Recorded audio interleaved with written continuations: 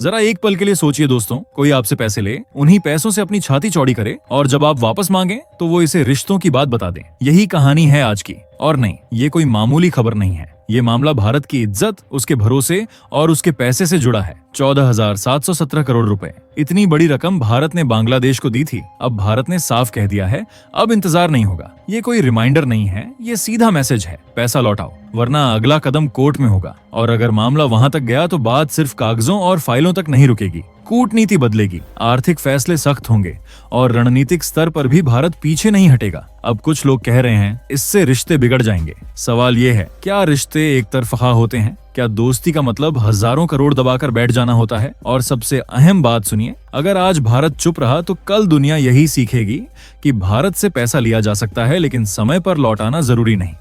आज भारत ने साफ कर दिया है, धैर्य हमारी ताकत है, लेकिन उसे कमजोरी समझने की गलती मत करना। तो आखिरकार ये पूरा मामला शुरू कहां से हुआ और भारत अब बांग्लादेश के खिलाफ कौन कौन से कदम उठाने वाला है? चलिए इस पूरी डेवलपमेंट को हम पूरी गहराई के साथ समझते हैं ताकि आप लोग भी जान सको कि आखिरकार मेन मुद्दा क्या है। लेकिन उससे पहले अगर आप वीडियो देख ही रहे हो तो बस 1 सेकंड निकालकर लाइक बटन दबा दो और चैनल को सब्सक्राइब कर लो। आपके लिए 1 सेकंड होगा लेकिन हमारे लिए बहुत बड़ी मदद है। दरअसल इस पूरी कहानी की शुरुआत होती है आज से नहीं, करीब 10 साल पहले, साल 2015 से। उस वक्त तस्वीर कुछ और थी। बांग्लादेश में शेख हसीना की सरकार थी। भारत में नरेंद्र मोदी नए प्रधानमंत्री बने थे। दोनों देशों के बीच माहौल गर्म नहीं बल्कि भरोसे से भरा हुआ था। सीमा विवाद सुलझ रहे थे, आतंकवाद पर एक दूसरे की बात सुनी जा रही थी, घुसपैठ जैसे संवेदनशील मुद्दों पर भी बातचीत हो रही थी और सबसे अहम, भारत और बांग्लादेश के रिश्ते अपने सबसे अच्छे दौर में थे। इसी माहौल में बांग्लादेश ने भारत से हाथ फैलाया। कहा गया, हमें देश को आगे ले जाना है, रेलवे को अपग्रेड करना है, नई सड़कें चाहिए, बिजली का ढांचा मजबूत करना है, ट्रांसपोर्ट सिस्टम को मॉडर्न बनाना है। सीधी बात थी, प्लान बड़े हैं, पैसा कम है। भारत के सामने 2 रास्ते थे, एक सिर्फ कूटनीतिक मुस्कान दिखाओ, दूसरा सच में साथ खड़े हो जाओ। भारत ने दूसरा रास्ता चुना। इस मांग को सिर्फ एक फाइनेंशियल डील नहीं माना गया बल्कि एक पड़ोसी और भरोसेमंद साथी की जरूरत समझी गई। और यहीं से लिया गया वो फैसला जिसे आज कोई दरियादिली कह रहा है और कोई रणनीतिक भूल। भारत ने बांग्लादेश को करीब $5 बिलियन का कर्ज मंजूर किया। अब जरा रुकिए, $5 बिलियन मतलब भारतीय मुद्रा में 18,000 करोड़ रुपए से भी ज्यादा। लेकिन असली ट्विस्ट यहाँ है, ये कर्ज बाजार की शर्तों पर नहीं था, ना भारी ब्याज ना सख्त नियम, सिर्फ 1% सालाना ब्याज, यानी लगभग ऐसा जैसे दोस्त से पैसा लेकर कहा जाए, जब बन पड़े लौटा देना। उस वक्त शायद किसी ने नहीं सोचा था कि यही भरोसा एक दिन सवाल बन जाएगा। आज की दुनिया में हालात ये हैं कि वर्ल्ड बैंक और IMF जैसी संस्थाएं भी कर्ज देते वक्त दर्जनों शर्तें थोप देती हैं। कभी टैक्स बढ़ाने की मांग, कभी सब्सिडी खत्म करने की शर्त, तो कभी सीधे देश की नीतियों में दखल। लेकिन भारत ने बांग्लादेश के साथ ऐसा कुछ भी नहीं किया। ना कोई जमीन गिरवी रखवाई गई, ना बंदरगाह मांगा गया, ना किसी एयरबेस या सैन्य ठिकाने पर नजर डाली गई, ना ही कोई रणनीतिक दबाव बनाया गया। सीधी और साफ बात थी, 20 साल में आराम से पैसा लौटाना है। भारत ने मान लिया था कि रिश्ता भरोसे का है, पड़ोसी देश है, दोस्ती पुरानी है, भुगतान समय पर हो जाएगा। इसी भरोसे के तहत तय हुआ कि पैसा एक साथ नहीं बल्कि किस्तों में दिया जाएगा। पहली किस्त आई 2016 में करीब $1 बिलियन, दूसरी किस्त 2019 में $500 मिलियन और तीसरी किस्त 2024 में फिर से $500 मिलियन, यानी 2016 से 2024 तक भारत ने धीरे धीरे सोच समझकर बांग्लादेश को अरबों डॉलर सौंप दिए।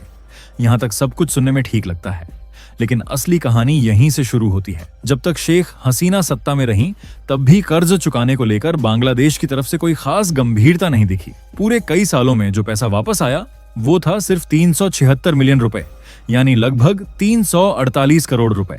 अब जरा सोचिए, हजारों करोड़ के मुकाबले ये रकम क्या है? लगभग कुछ भी नहीं।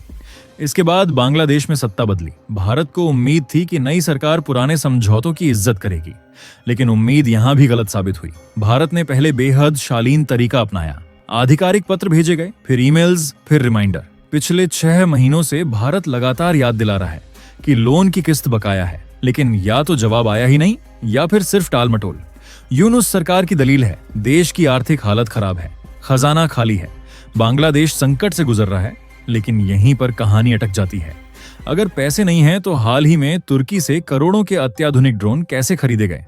अगर हालात इतने बदतर हैं तो डिफेंस डील्स के लिए फंड कहां से निकला? क्या भारत का कर्ज इतना गैर जरूरी है कि उसे सबसे आखिर में डाल दिया जाए? भारत ने कभी यह नहीं कहा कि एक साथ पूरा पैसा लौटा दो, किस्तों में भी चलता है, लेकिन कम से कम ईमानदारी तो हो, संवाद तो हो, जवाब तो आए। यहाँ हालात ऐसे बना दिए गए हैं जैसे भारत का पैसा कोई एहसान ही नहीं था, और यही वजह है कि अब भारत का सब्र टूट रहा है। अब नरमी नहीं, अब सख्त रुख की तैयारी है।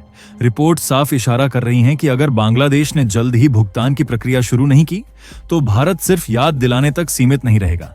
दबाव एक लेवल पर नहीं बल्कि कई मोर्चों पर बनेगा। सबसे पहले असर दिखेगा कूटनीतिक स्तर पर।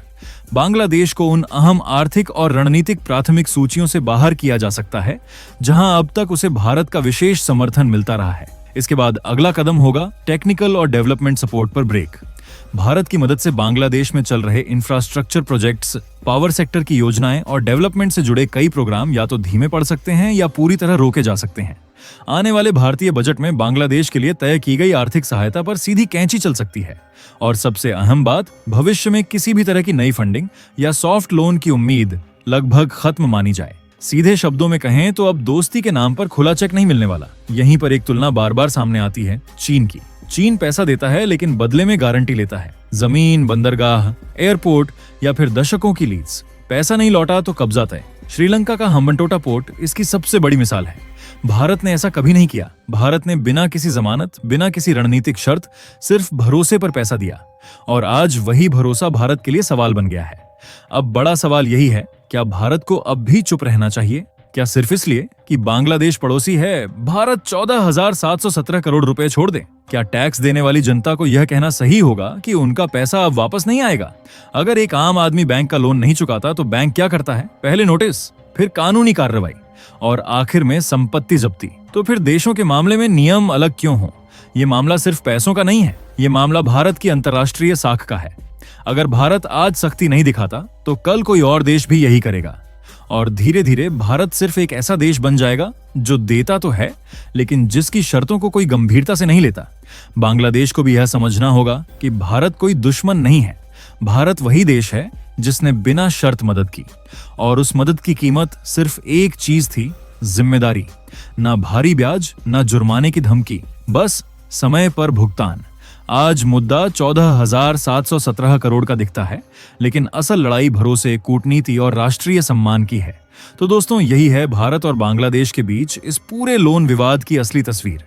अब देखना यह है कि आने वाले दिनों में यह मामला बातचीत से सुलझेगा या कानूनी मोर्चे तक पहुंचेगा। आपकी राय क्या है? क्या भारत को अब सख्त रुख अपनाना चाहिए या फिर आखिरी बार कूटनीति को मौका देना चाहिए? नीचे कमेंट में अपनी सोच जरूर लिखिए।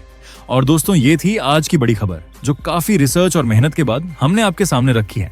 तो अगर आप हमारी मेहनत को सपोर्ट करना चाहो तो वीडियो को लाइक और चैनल को सब्सक्राइब करके अपने दोस्तों से शेयर कर दें ताकि उन्हें भी ये जानकारी मिल सके। जय श्री राम।